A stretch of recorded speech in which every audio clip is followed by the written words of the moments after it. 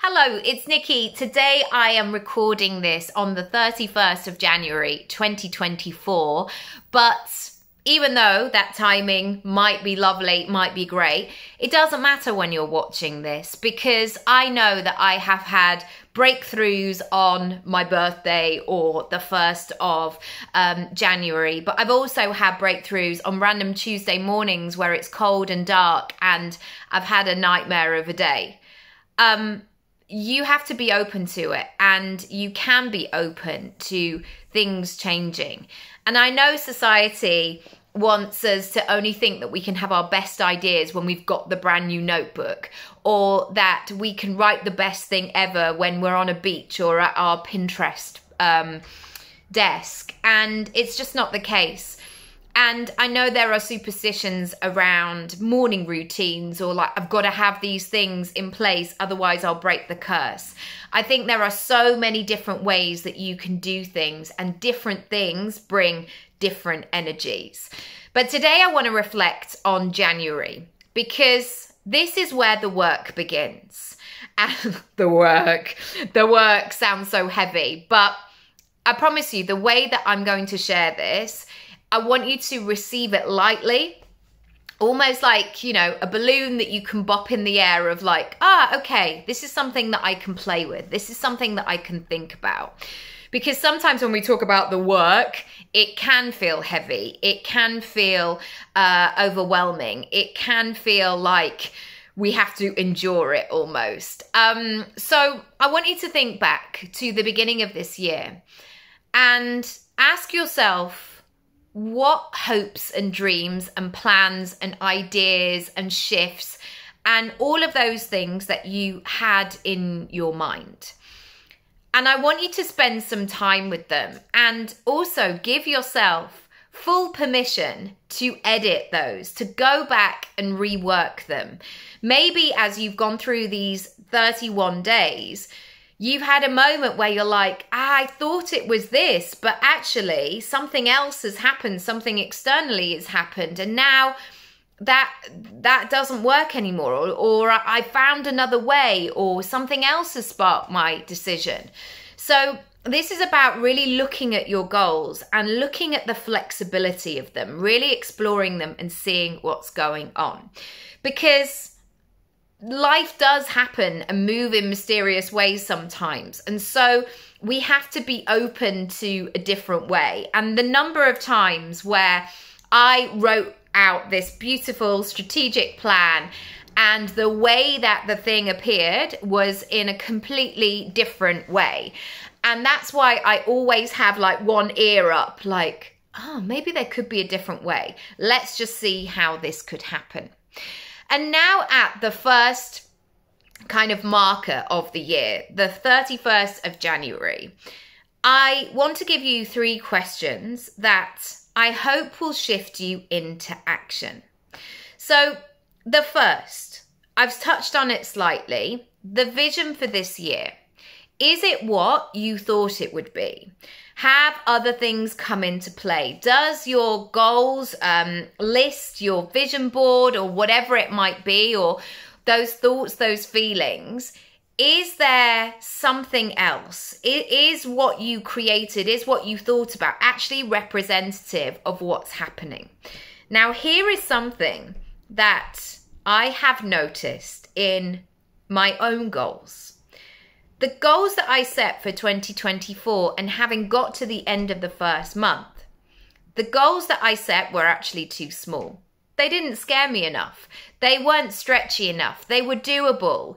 They were in my comfort zone. And I received some feedback recently from somebody, I won't go into the details, on an email. And he said to me, you are way beyond this.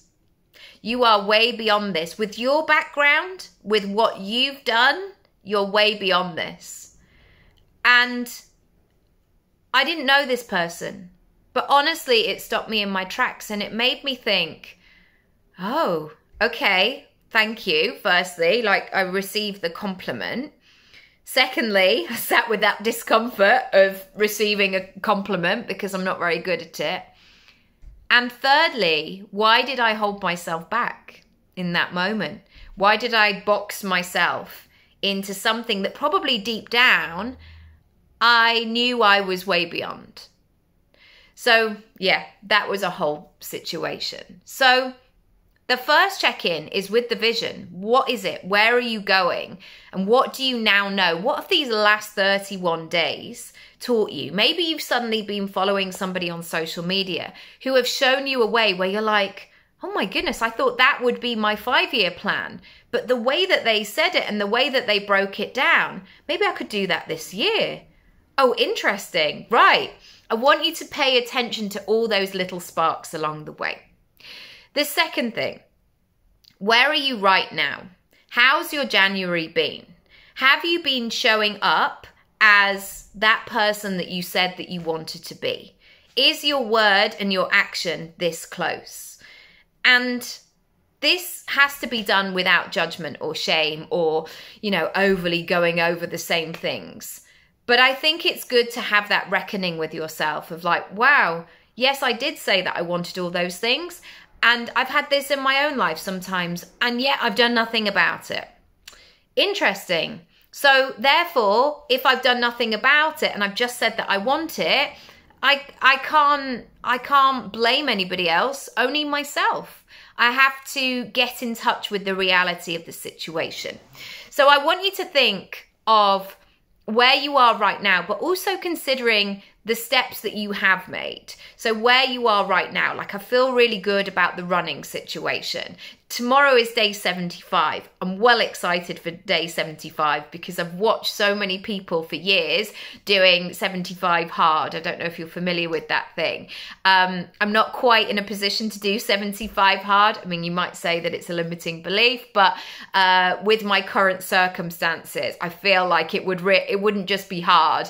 It may be quite impossible. But anyway, I'm open to it later down the line. So there's things that I'm really pleased about, but equally I've been still pulling out some weeds, some leftover stuff from last year. There've been a few things that I'm like, oh, I feel a bit behind on that. Right, I need to crack on. I need to make some moves on that. The last thing is action. Where do you need to get a wriggle on? Where do you need to take some action? What do you need to close down, start, email, sign up for? What have you been going on about all this time, but yet done nothing about it? And here, this might look like a huge action where you say, right, I am going to invest in myself and work with a coach. If that's you, if that's me, great, let's do it. Or equally, you might be like, I've been tripping over that stair pile for like, why is that Christmas decoration still out? Maybe it's time to clear the decks and truly make space for what it is that you want. And I was thinking about this the other day. There was something on social media and I was invited about 9 years ago to be one of my best pals' bridesmaids. And like, I've known this pal for 30 years and I had an honest conversation with her and I said, I feel like this is the year, like by the time you get married, I feel like I'm going to be having a baby quite soon. And there was so much trust in that process because I wasn't even pregnant at the time. But truly, it happened. And she got married in the August. I had my son in the October, and had I said yes, I might have closed down that opportunity to that baby, to that boy, it would have been a different baby. And I think sometimes we have to make those bold actions, and I would never have said it in a disrespectful way. As I said, we're great pals, but I felt like something else was coming through. I felt like I was going to be a mum that year. And I also didn't want to cause any trickiness with like, oh, we're going to have to adjust the dress or any of that sort of stuff. And so if you want bold things, sometimes you have to make bold moves. You have to take big action and see what's possible. If I am your bold action, have a look down below and let's get going.